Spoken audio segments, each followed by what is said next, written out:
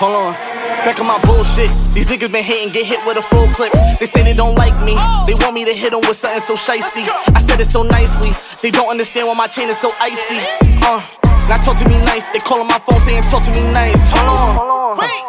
Wait. Then I hit on my jeweler. These niggas been plotting. What's going on, guys? Welcome back to the show. Quickly, if you're new here, hit that sub button. Like the video if you enjoy.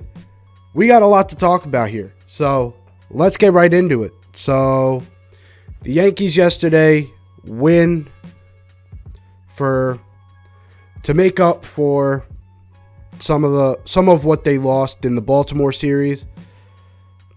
There's a lot to talk about though with this game that excites me, concerns me, and everything in between. So, let's get right into it.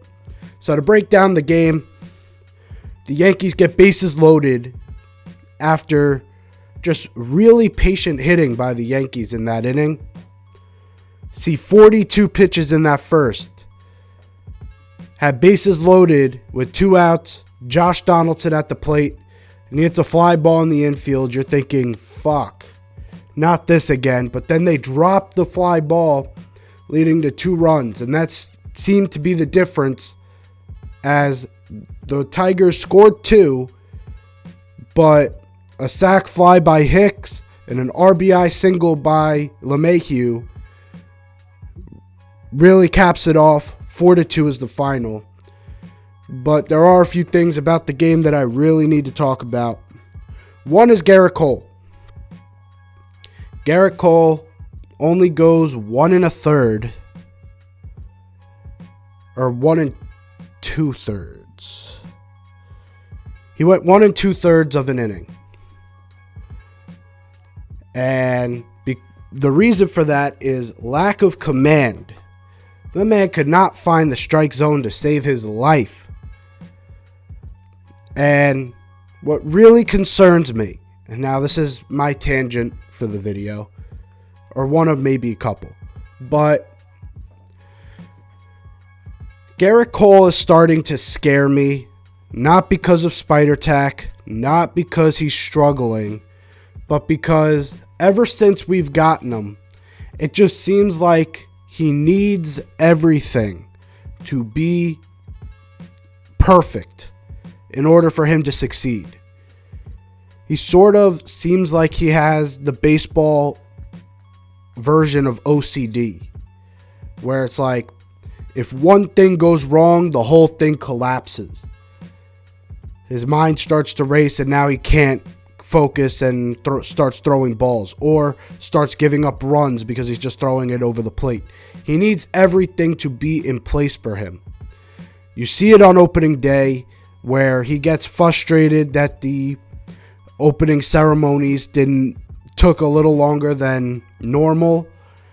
And he goes out a few minutes later and then gives up 3 runs to the Red Sox. We know how that game ended, but it also showed in this game, as that top of the first I just described took about a half hour. And Gerrit Cole could not warm up during that time. Tried to get a few warm-ups in here and there, but the only real warm-ups he got was before that inning. And so he's playing a little behind the 8 ball. But if you're going to be the Yankees ace, you're going to have to work with some extenuating circumstances and make the best out of it. And I don't think Gerrit Cole is equipped to do that. Someone who was equipped to do that was the Yankees ace, CC Sabathia. Now, a lot of people remember the later part of his career where he became more of a pitcher than a thrower. But if you missed the late 2000s, early 2010s CC Sabathia, the man was a machine. The 09 World Series year, man, he had probably one of the most devastating sliders, along with a fastball that could reach 100 miles an hour. He was that crazy. But there were times where one or two of those pitches would not be working on a specific day, but he was always the type of guy to where he identifies a problem and he fixed it. And that's the type of ace the Yankees need. And the Yankees thought they were getting someone approximating that with Garrett Cole because of how well he pitched in Houston. But something they didn't take into account, weather is nice in Houston. He gets 81 games in perfect type weather. And he had a catcher that he trusted. Now, the Yankees have one of those things. He has a catcher he trusts. And I've been calling for it. I'm not going to go through it again, but I've been calling for Higgy to get benched permanently. But they're never going to do that because Garrett Cole wants him as his catcher. Okay, whatever. But the cold weather, along with the fact that everything seemed to be in the perfect circumstance for Garrett Cole in Houston. Everything. This team you're not getting, especially in New York, you're not getting the perfect circumstances. You got to be able to work through that. And Garrett Cole just can't. He needs everything to be perfect. And that's why I'm pretty scared about him. He's got to be a guy that succeeds in order for this team to succeed. Even though they've done pretty good this season without him, it's going to come to a point where if Garrett Cole stops performing or doesn't pick up his level of performance, this team is going to feel it. Because guys like Nestor Cortez, although we love him, he's not going to always be that consistent. He's not going to be a guy who gets like 12 strikeouts in 5 innings. Sevy is going to have some pains this season because this is his first season since 2019. Gumby always has his up hills and valleys with him. Tyone is always hit or miss. At some point, if Garrett Cole cannot become consistent, this team is going to feel it. But I will say, one thing I have been very impressed with is this Yankee bullpen. The bullpen has been extraordinary. One guy I really love out of the bullpen is Miguel Castro. He's been a welcomed addition. But one guy that the savior of the game was Clark Schmidt. Man, he had 6 strikeouts in about 5 innings and threw a shutout ball. He was really good. He's a guy that I need to give credit to because early on in his career, back in 2020 actually, that was his first ever appearance, he was not dealt a really good hand. He was coming out of the bullpen, bases loaded, no outs. Here, take the ball, bro. Welcome to the big leagues. And he gave up like 4. Sent him right back down, did not come back up till late 2021. But after that, a lot of people started to write him off.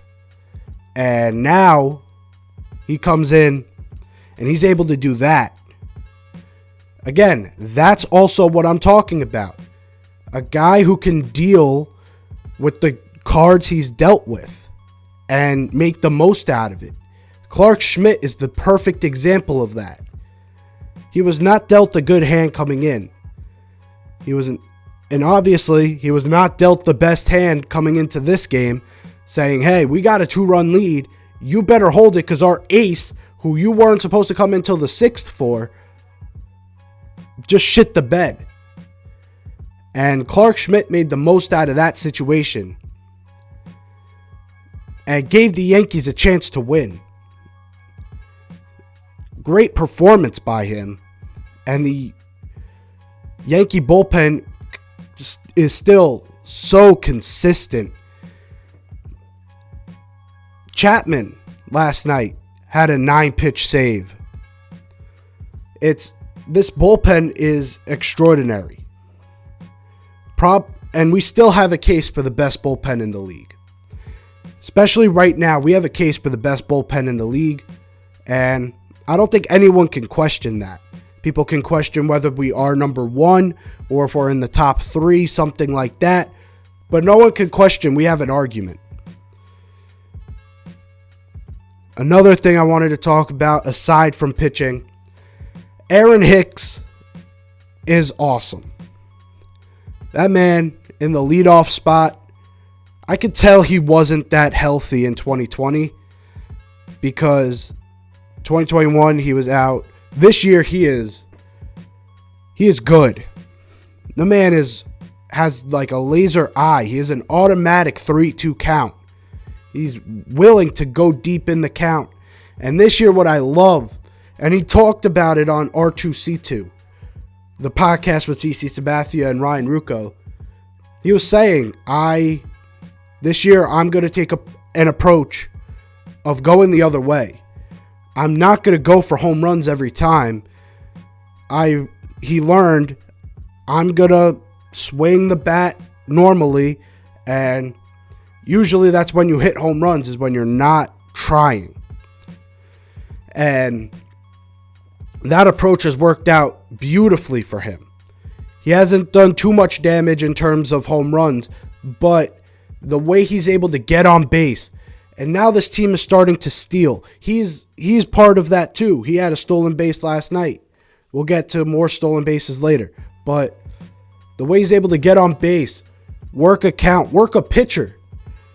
Because he was the guy who started off that 41 pitch inning or 42 pitch inning for Alexander. That took him out of the game in the first inning as well. That started that train. So just an awesome job by Aaron Hicks so far. Another guy I need to see stay in the lineup. DJ LeMahieu is back. That man was not fully healthy in 2021. You could see that. Because this year, man, is he back to actually hitting. Last year, he was playing more to pull. More than any year he had ever done. Usually he has a swing that he can go the other way at will. He could go the other way at will. But last year it seemed like he wanted to pull a lot more.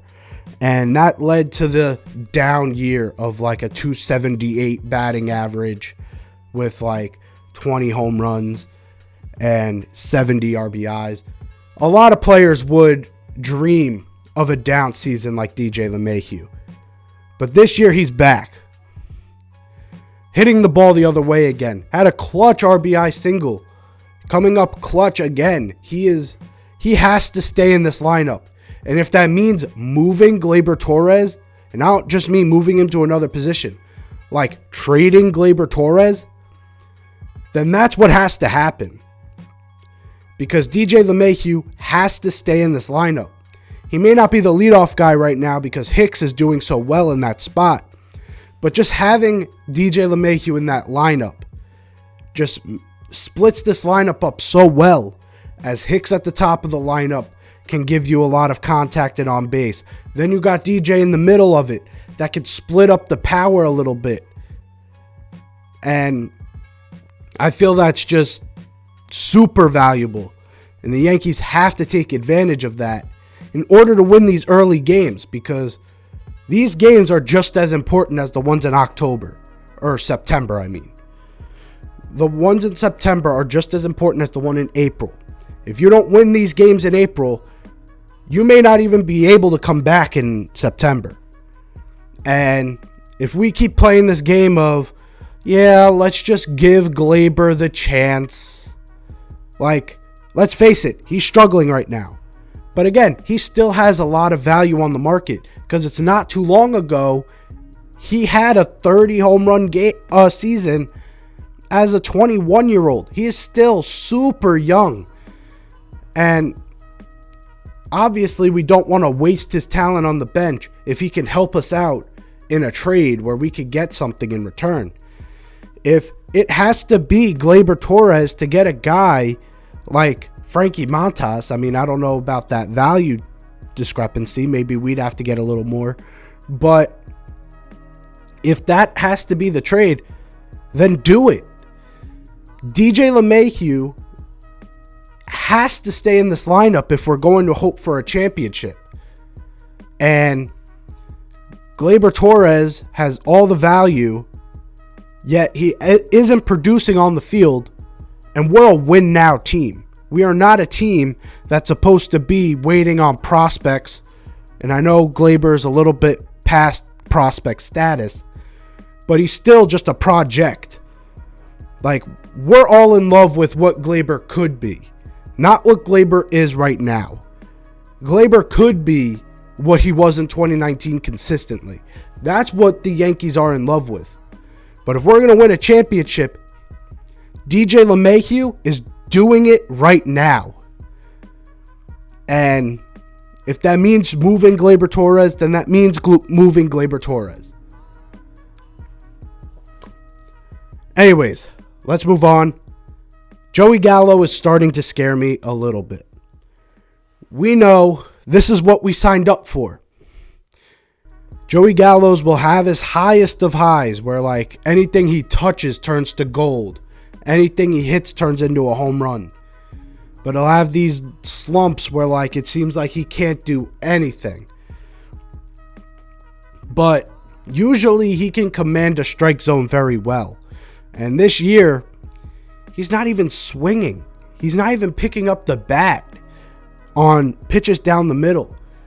Usually the biggest thing with him is like, yeah, he'll hit 200, but during his down stretches, he'll get walks and stuff. And then once he's able to get pitches to hit, he'll swing. When he gets the pitches to hit, he's just not swinging. Last night he had 4 strikeouts. He had the golden sombrero. And I have to tell you, I don't know if one of them was swinging. I'm pretty sure he had 3 or 4 strikeouts looking. That's what scares me about Joey Gallo right now. And I don't know what you do about that situation because we don't have Gardner. We do have Stanton who can start playing there, but either way, that takes away a DH. Are you really going to throw Gleyber there or are you going to throw Gallo? I don't know. Both are not great options, but Gallo's got to pick it up to make sure that that end of the middle of the lineup starts to give us production. Because right now he is, Yankee fans are on his ass. And I could understand it. This is one that I could really understand. Like, you sort of have to give him that shit because of just how terrible he's been. And it's just, I'm scared. I'm scared. I don't know when he's going to get out of this slump. And I don't know if it'll be too late. But those are my thoughts about the series so far with Detroit. Hopefully you guys did enjoy. If you did, leave a like down below. If you're new here, hit that sub button. I'm on my way to 1,000 subs at the end of the season. That's my goal. You're the one who can help me get there. So hit that sub button. Comment below your thoughts. Tell me what you thought about Garrett Cole, what you think about Aaron Hicks so far, DJ LeMahieu. Any thoughts about this season so far? Let me know in the comments below, and I'll see you next time. Peace.